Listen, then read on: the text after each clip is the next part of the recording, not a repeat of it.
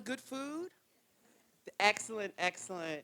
So thank you for being here, and thank you again for serving on one of our advisory committees. Looks like we have this up. So we're going to have, there we go. So here we go. So here's the training up on the screens for you. So as Dr. Smith stated, we're here to give you some FOIA training. This is going to be high level here today. So the purpose of the training is to give you a high level overview of the Virginia FOIA requirements as it pertains to your work on an advisory committee. So to that end, we're going to talk about what FOIA covers. We're going to talk about how you can recognize some potential FOIA issues. And I'm also going to give you some tips on how to hopefully avoid the FOIA issues. So what's FOIA? These are the questions. What are public records? What's a public meeting? We're going to talk about some email communications and also social media, all virtual meetings when they're allowed, remote participation by you. There's some good news here because the law changed that's very favorable for advisory committee members. And we're also going to talk about our internal FOIA process so that you're familiar with what you're supposed to do. And as any good lawyer would tell you, there's a disclaimer. This is not legal advice. This is training, okay? So if you have a question, be sure to let me know, or you can go through your staff liaison who will get in contact with me, okay? So what's FOIA? We have a big sun there, and that's because the policy behind the FOIA rule is that public bodies operate in the open. So to that end, FOIA is about two things: access to public records, which you will have as members of an advisory committee appointed by a school board that is elected, and that's why you're here. And it also talks about public meetings. So we're going to talk about exactly what those two things are. So as a member of a public body, that's an advisory committee, FOIA does apply to you. It also applies if your advisory committee has subcommittees, or where you have like 2 or 3 members operating as a subcommittee, okay? Anything can be a public record. Anything and everything can be a public record as it pertains to your work as an advisory committee member. So in order to be a public record, we have to have 3 elements. It has to be something that is in writing and it's stored somewhere. It has to be prepared by or in possession of the public body or an agent. And as an advisory committee member, you're an agent. And it has to be created in the transaction of public business. All of the work that you do as a member of an advisory committee is in the transaction of public business. So emails and text messages. It matters not the device that you use and who actually owns that device. So it can be a personal laptop that you have decided that that's where you're going to receive all your emails from the advisory committees. You may take notes there. Those are public records that are stored on your personal devices. Because it's your personal device doesn't then turn your personal things into public records.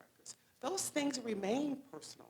It's only those things that deal with your work as a member of the advisory committee, okay? So your emails to that end are public records, text messages that you may send back and forth about the public business or during your advisory committee meeting. I always tell people, write it as if though it's going to be published online, because it could be published online.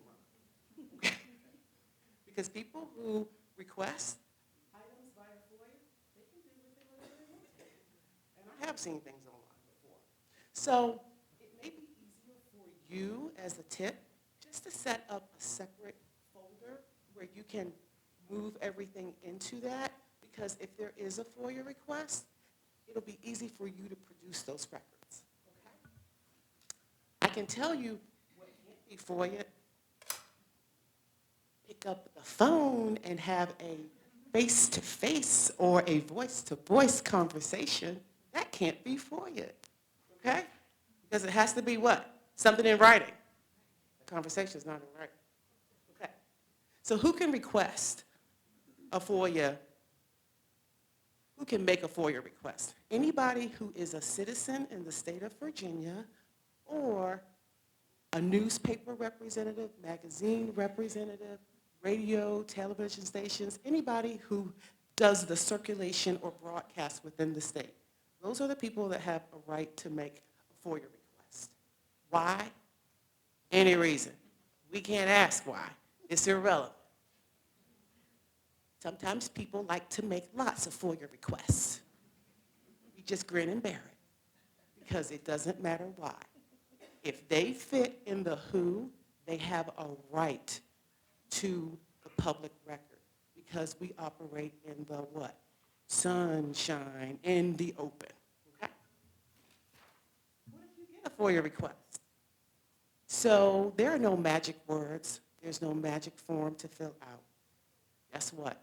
As a member of an advisory committee, if a member of the public comes to you and says, hey, I see that you're on this advisory committee, I'd like to have this document. So you can look at them and say, okay, you should let Dr. Stemple know. He's our FOIA officer. There's also a form that's online, so we do ask that people fill that out. But there are no magic words that they have to say. They don't have to mention the word FOIA at all. They can request the public document, and that's a FOIA request. So we do ask that you do let him know, because there's a 5-working-day requirement to produce the applicable documents. And also sometimes we need clarification, or sometimes an exemption could apply, where we don't have to produce the entire document. Perhaps we can just redact it, okay? But there is a presumption that all public records are open, unless an exemption applies, okay? So we've covered the records part. Now we got to talk about a public meeting. What is it? Typically, where 3 or more are gathered, you got yourself a public meeting. So if there are 3 or more of you, and all of our quorum requirements for advisory committees require at least 3 members, then you have yourself a public meeting, even if the quorum is not there. So you know that sometimes you may be just sitting around waiting to get a quorum so you can start your meeting, but there are 3 of you. Don't talk about the public business, because that's an illegal meeting, okay? So talk about the weather. Talk about the sports your kids are doing. Talk about the latest TV show, Netflix show, or whatever, you know, but don't talk about the public business, okay? That's just a tip to you. What you call your little gathering doesn't matter, because if there are 3 or more of you and you're talking about public business, then it's a meeting, okay? It's a public meeting. We also have notice requirements, so we want to make sure that we have properly noticed the meetings, and that's what our board clerk does for us. Minutes are not required. It doesn't say that you can't keep them, but minutes are not required for advisory committee meetings. So can you have a public meeting via email or social media? You sure can. So there was a case several years ago that came out of the city of Fredericksburg, dealing with the city council meeting, where they had some contemporaneous activity going on in an email thread. So you can have a meeting as long as the members have a way of communicating with each other somewhat immediately. Same thing in social media. So I'm just warning you to be careful there, and some of the tips can be to Avoid replying all, because you could get yourself a nice little meeting that way. Hey, if you have a response from one advisory committee member to another, that's just two people. So that's not a meeting because that's not three or more. Um, One thing you can do is use your staff liaison to communicate with the members of your advisory committees. That's a great way to avoid falling into the trap of having an incidental, contemporaneous public meeting. Okay? Say all that to say that in the end, you know that if it walks like a duck and quacks like a duck, it's a duck, regardless of what you call it. You can call it a turfurkin. It's a duck. Okay, all virtual. Two ways to have them. If there's a declared state of emergency called by the governor or the locality, a la COVID. And here's the good news. School board committees only can meet when there is no state of emergency. But there are some rules. You can only meet 2 times in a calendar year or 50% of the total meetings in that calendar year, whichever is greater. Unfortunately, you can't have back-to-back virtual meetings. 2 committee members can meet remotely in the same location, but you can't have more than 2. If you have more than 2, your remote location has to be open to the public. But there are some public notice and access, audio, visual, contact information, things that we have to do. So your staff liaison will be sure to let our board clerk know if you're planning to have one of those all virtual meetings. But that option is there. Remote participation. This is where the law changed. So this is actually really good news, especially for advisory committees. We do have a policy. It's governed by School Board Policy 1121. That's where you can find all of the details and the fine print, because this is high level. You do have to have a quorum assembled in a single location, but notice that asterisk. That's the good part. So here are the reasons, and then I'm going to get to the asterisks. So if you have a temporary or permanent disability or medical condition that you're caring for a family member, or if you're serving as a caregiver in the capacity as a guardian, unlimited remote participation. If it's a personal matter that you do have to identify with specificity to your committee chair, then it's limited to 2 meetings in the calendar year or 25%, whichever is greater. Limit of 2 there.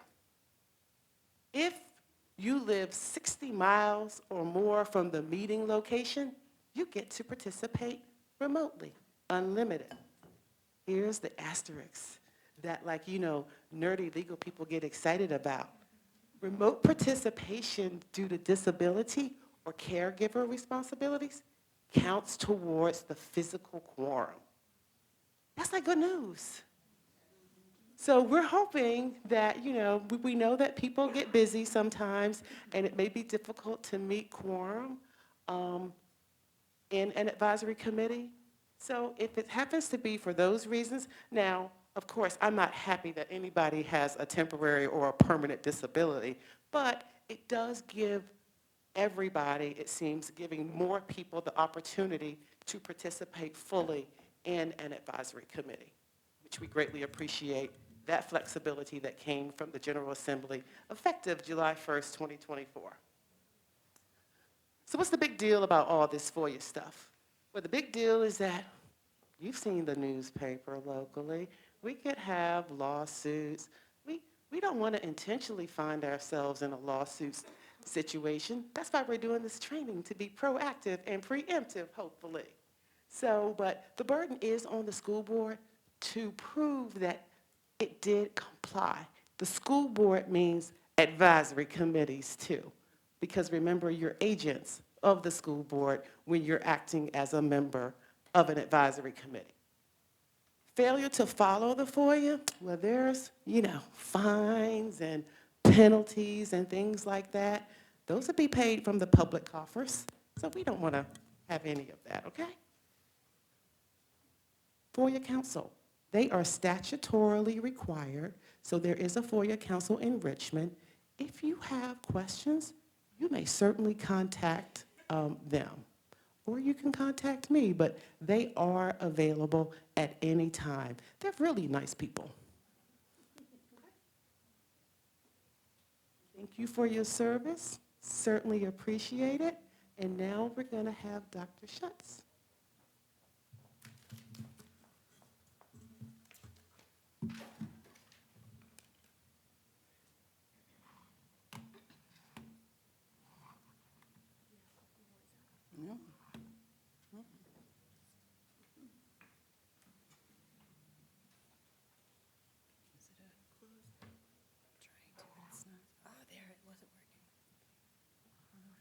Thank you. We can probably do it. I can do it.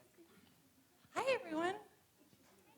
Am I on? This is like my Taylor Swift moment, so I want it in full effect. Hi, everyone. My name is Amanda Schutz, and I'm the Director of Research Evaluation and Strategic Improvement here. So one of the tasks that I'm in charge of is ensuring our strategic plan is moving forward as we want it to be. So one of the things I get to do tonight is give you kind of a brief overview, and I will keep it brief because I could talk about this for a long time. It gets me very excited. So we are currently in our third year. This current school year is our third year of our 5-year strategic plan. And our approach here in Stafford is responsive strategic planning. So what that means is that we try to revisit our goals. We look at the objectives, and I'll show you in another slide how those all fit together. But we really want to try to see how we can make refinements and adjustments over time to make sure that we are moving towards our global goals. We have 4 of them, and I'll see those in just a moment. So we're currently in our third year, and really right now, we are at the 2.5-year mark. So it's the halfway point through our 5-year plan.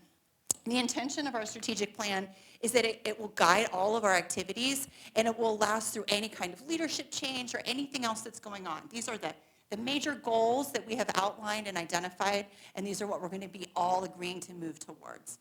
So we have 4 major components of our strategic plan: goals, objectives, strategies, and tactics. The goals are the big ideas. These are the things that we as a community decided are important, that we want to ensure that all of our students have and our staff are all mobilized towards the same ideas. Operationalizing those, we've identified objectives that are associated with those goals. Then we get down a little bit more minute into the strategies to how we're going to achieve those objectives, ultimately aligning with our goals. And then finally, we get into real specifics with tactics. We have 164 of them, and we are tracking each and every one of them. A lot of information on this slide. Basically, you'll see it as they play out and how we're tracking a little bit detailed in the next subsequent slides. But essentially, we try to employ a metric, a way that we could keep ourselves, and that was the end of my moment. It's okay, I can talk loud, just ask my children. So we basically have a continuum that we've identified. So it's a 4-point scale, 0, 1, 2, and 3. And here on our slide, I've given us details about what each of those mean. Essentially, 0 means we're just getting started. 1, we're moving towards progress. 2, we're making good progress. 3, activities are well underway, or we might have even completed what we outlined there. In order for us to track this, we've used this numeric device, and so we've calculated an average, or, I'm a statistician, so I have to get fancy and call it a mean for each of the objectives. So this slide shows where we landed at the end of our second year. We're in our third year, so we're still collecting data, and each of our department chairs, each of our department heads is charged with tracking this. So we have our specific goal for year 2. Here we go. This is our year 2 slide. Goal number 1, ensuring our meaningful post-secondary outcomes for our students. So goal number 1 is all about what happens to students after they leave our nest, so to speak. What happens, what are we launching them towards?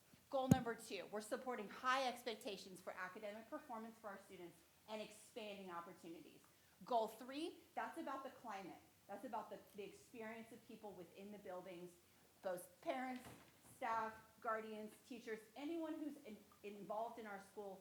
That's about goal number 3. And then finally, goal number 4, that's how we support and invest in our staff so that they can ultimately support our students. And we're back. Okay. So basically, we calculated our average for year 1, and then we calculated our average for year 2. What you're going to notice is a theme where we increased, right, as we should be, because we've completed 2 of our 3 years, and we're making progress on that 4-point continuum, 0, 1, 2, and 3. Goal number 1, ensuring meaningful post-secondary outcomes for students. This is where we've gotten a little bit more detailed by solidifying those objectives. So you notice here that we have a range in how close we're moving towards our ultimately trying to land on that 3-point at the end of our 5-year plan. Goal 2, supporting high expectations of academic performance for students and expanding opportunities for each and every student. We have 5 objectives that are associated with this goal, and much like the first goal, you can see that we have identified our progress between year 1 and year 2. Goal 3, this is where we're ensuring that every person who is at all in our school buildings is having a safe and welcoming, supportive environment. We have 6 objectives that we have associated with this goal, just as we had in goal 1 and goal 2. We've demonstrated that we've made some progress between year 1 and year 2.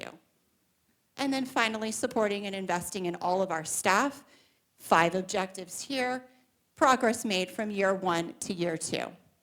So when we're looking at this on a whole, just a couple things that I want you to leave knowing. The first is that we have identified our 4 goals, and we have really operationalized them through specific tactics that we know that we can move towards and that we can start to demonstrate progress towards the overall big ideas that we as a community decided were important to us for our students. We are currently in the midway point because we're right in the middle of our 3rd year of 5 years. So this is a really great time for us to dial in as a staff, as a community, to look and to see a little bit of a check-in, right? To see how are we doing? What can we refine? Because if you remember, we talked about this is a responsive process. This wasn't something that we wanted to write and stick on a shelf. This is something that we wanted to refine, to look at, to examine, to tweak, to make sure that we're ultimately making progress on those goals. So it really is an opportunity for reflection and refinement as we head into the back half of our 5-year plan. I thank you so much for your time today. I think oh, look at that. I gave us 5 minutes of our lives back. Does anyone have any questions about the strategic plan? I'd be happy to answer them now, or, yes, ma'am. You said that there's 164 Tactics, yes. So where can we review those? Yes, so actually our strategic plan is on our website. So it has all of our, so you will see it's a giant tracking document. We have a column that has the goal, then we've got those associated objectives that you saw today, then we've got our strategies, and then we've got even our tactics out there. So each one is reviewed. I'm a detail person, so I am tracking each one carefully. And then we talk about it with the senior leadership team so that we really are tracking each of the ideas and the tactics that we've identified as being important to move all of the activities towards those goals. Yes, ma'am? Could you explain what the numbers meant again? You said the mean? Yeah, it's an average. Progress from year 1 to 2. Right. So it's kind of so what we're thinking of is how can we make sense of this internally? How can we hold ourselves accountable? And how can we begin to look at from a global level so that it makes sense to not just us, but to the public? So it's a 4-point scale, 0, 1, 2, and 3. So that is an average. So we had all 164 tactics. Some of those are associated with goal 1, some are associated with goal 2, goal 3. So at the end of each year, that number represents an average of where we've rated. We've got some that are higher and closer to completion, and we have some that are less. Is there a visual that kind of shows it in a different way, whether it's like red, yellow, green? Is there another way? Yeah, we're actually discussing that, about how we can make this more digestible. So we've got, for those of us that like to look at numbers, and then looking at some more visual aids, but that's a really good idea. Yes. Yes, ma'am. Who's completing the ratings and such? Like, are you? It's right. So it's the leaders of the. So as you probably, if you haven't had a chance yet to take a look at our organizational chart, you can see how we're organized here at central office, how we've got our departments. We've got, for example, a technology team. We've got a team, my team, research evaluation and strategic improvement. So as you can imagine, most of even the tactics get operationalized to more than one department. But we've been really intentional about identifying one lead department. So that department is responsible for coordinating all of the efforts and tracking all of the efforts that are related to each of those tactics. So it's basically the department, whoever is the lead department is the decision maker on how that rating lands at the end of the year. There is a degree of subjectivity. Yeah, absolutely. Yeah, what we're doing is we're taking a 4-point scale, which is, it's not a continuum, right? In stats world, it would be a categorical variable is what we would call it. So what we're doing is we're taking categories and then we're imposing upon that a numeric device so that we can have an ability to gauge our progress. Another way would be to use colors or someone else mentioned up here. That's just the way that we're using right now, but exploring other ways to have a visual aid on top of that so that we can reach a broader audience of understanding. Yeah, I think probably maybe last question. I don't want to hold you beyond what your time with us is tonight. Yes, ma'am. So you mentioned earlier that you were taking, everything into account as far as your recommendations from what the community wanted. Where did you get those recommendations? Yeah, so when we were writing this plan, we initialized the plan 2.5 years ago. Prior to that, we had focus groups that we held throughout the community. And actually, Dr. Smith is getting ready, if you haven't seen it yet, to host some connection sessions where we'll have another opportunity for all of us to come together at various different locations throughout different magisterial districts in the division to have an opportunity to hear from all the voices. We also had at that time, as we will with his connection sessions, an opportunity for giving, I think it was a survey that had a feedback opportunity there for those that weren't and not able to attend in person. So it's the same way. We had all of our focus group data, we had our quantitative data through the survey, and then we pulled all of these data points together to come up with our 4 main goals. I think we do have time for one more question. Yeah, of course. It's a two-part. Oh, well, no, of course, yes. The first is, are these measurable by schools? Mm-hmm. Right? And the second is there some place where the metrics that you use to measure, I know the tactics are the way in which we will address it, but where are the metrics that you use to define what 2.0 is and what 1.2 is from each of the schools?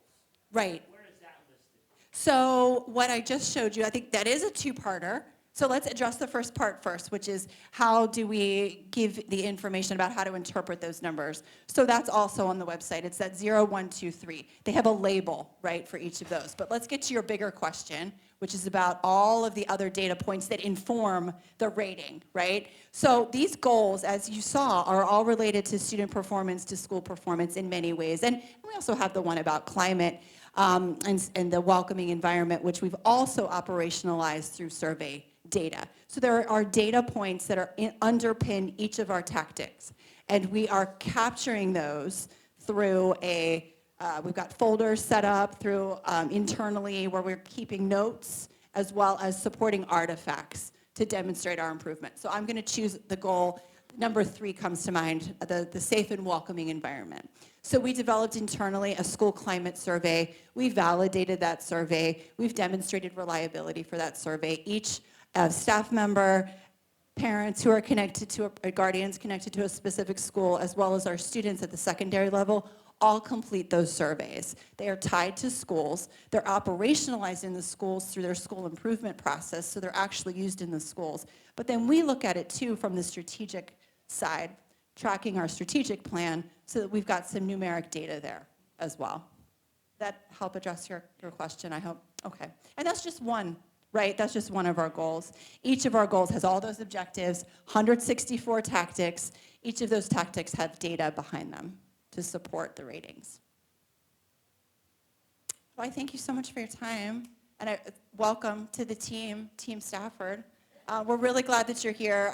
I know that we all know you have many different ways that you can use your time at night, and as a parent of 3 kids, I can just speak from that, as well as staff. Really do appreciate all the time that you give. It's all of us working together that we can make this just the best school system that we can. So thank you so much for your time tonight, and safe travels home. No winter weather. Woohoo!